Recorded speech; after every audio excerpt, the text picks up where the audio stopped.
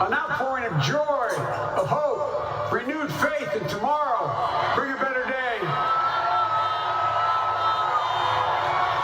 And I'm humbled by the trust and confidence you've placed in me. I pledge to be a president who seeks not to divide, but unify. Who doesn't see red states and blue states, only sees the United States. And work with all my heart, with the confidence of the whole people, to win the confidence of all of you. And for that is what America, I believe, is about. It's about people. And that's what our administration will be all about. I sought this office to restore the soul of America, to rebuild the backbone of this nation, the middle class, and to make America respected around the world again.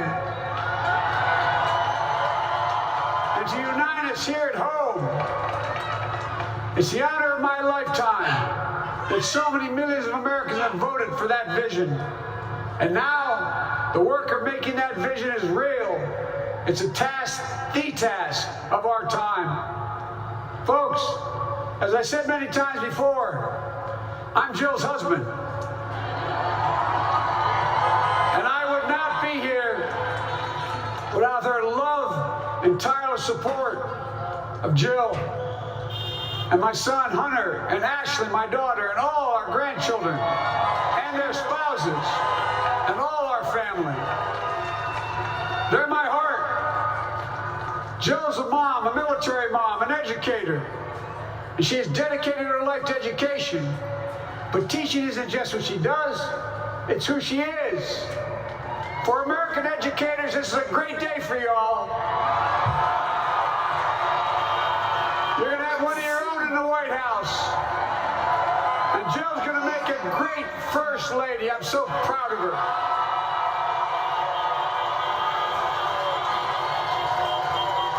And I'll have the honor of serving with the fantastic Vice President you just heard from, Kamala Harris, who makes history as the first woman, first black woman, the first woman from South Asian descent, the first daughter of an immigrant ever elected in this country. Don't tell me it's not possible in the United States. It's long overdue. And we're reminded tonight of those who fought so hard for so many years to make this happen. But once again, America's bent the arc of the moral universe more toward justice. Kamala, Doug, like it or not, your family, you become an honorary Biden, there's no way out. All those of you who volunteered and worked the polls in the middle of this pandemic, local elected officials, you deserve a special thanks from the entire nation. And to my campaign team and all the volunteers, and all who gave so much of themselves to make this moment possible, I owe you. I owe you. I owe you everything. And all those who supported us, I'm proud of the campaign we built and ran. I'm proud of the coalition we put together.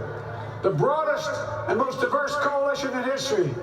Democrats, Republicans, Independents, progressives, moderates, conservatives, young, old, urban, suburban, rural, gay, straight, transgender, white, Latino, Asian, Native American. I mean it, especially those moments, and especially those moments where this campaign was at its lowest ebb. The African American community stood up again for me. You always had my back, and I'll have yours. I said at the outset, I wanted to represent this campaign, to represent and look like America. We've done that. Now let's want the administration to look like and act like. For all those of you who voted for President Trump, I understand the disappointment tonight. I've lost a couple times myself, but now let's give each other a chance. It's time to put away the harsh rhetoric, lower the temperature, see each other again, listen to each other again. And to make progress, we have to stop treating our opponents as our enemies. They are not our enemies. They are Americans. They are Americans. The Bible tells us, to everything there is a season, a time to build, a time to reap, and a time to sow, and a time to heal. This is the time to heal in America.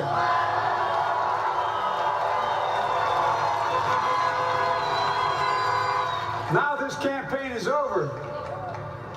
What is the will of the people? What is our mandate? I believe it's this.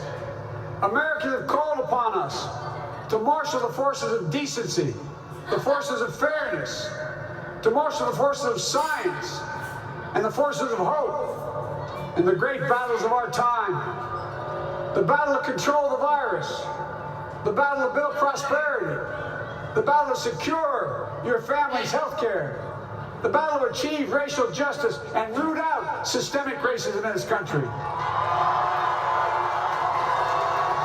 And the battle to save our planet by getting climate under control. The battle to restore decency, defend democracy, and give everybody in this country a fair shot. That's all they're asking for, a fair shot. Folks, our work begins with getting COVID under control. We cannot repair the economy, restore our vitality, or relish life's most precious moments, hugging our grandchildren, our children, our birthdays, weddings, graduations, all the moments that matter most to us until we get it under control. On Monday, I will name a group of leading scientists and experts as transition advisors to help take the Biden-Harris COVID plan and convert it into an action blueprint that will start on January the 20th, 2021. That plan will be built on bedrock science. It will be constructed out of compassion, empathy, and concern. I will spare no effort, none, or any commitment to turn around this pandemic. Folks, I'm a proud Democrat, but I will govern as an American president. I'll work as hard for those who didn't vote for me as those who did. Let this grim era of demonization in America begin to end here and now.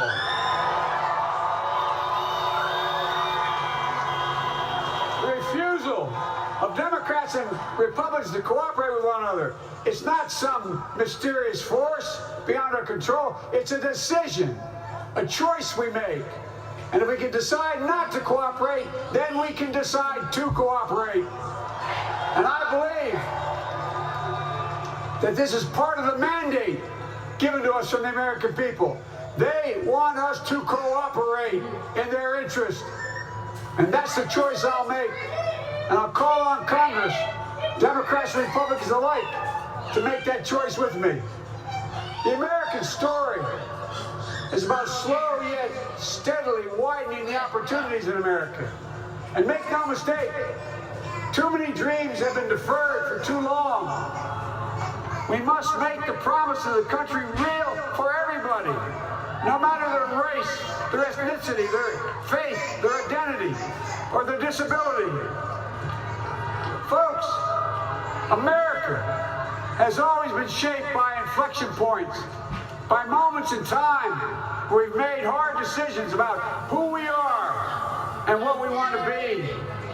Lincoln in 1860, coming to save the Union. FDR in 1932, promising a beleaguered country a new deal. JFK in 1960, pledging a new frontier.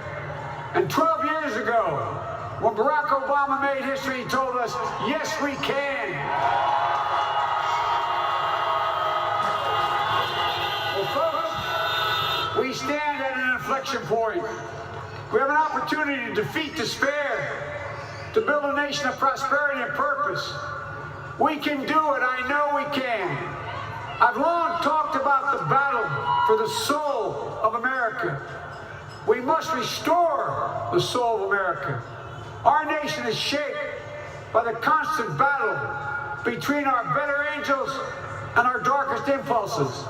And what presidents say in this battle matters. It's time for our better angels to prevail. Tonight, the whole world is watching America. And I believe at our best, America is a beacon for the globe. We will lead not only by the example of our power, but by the power of our example.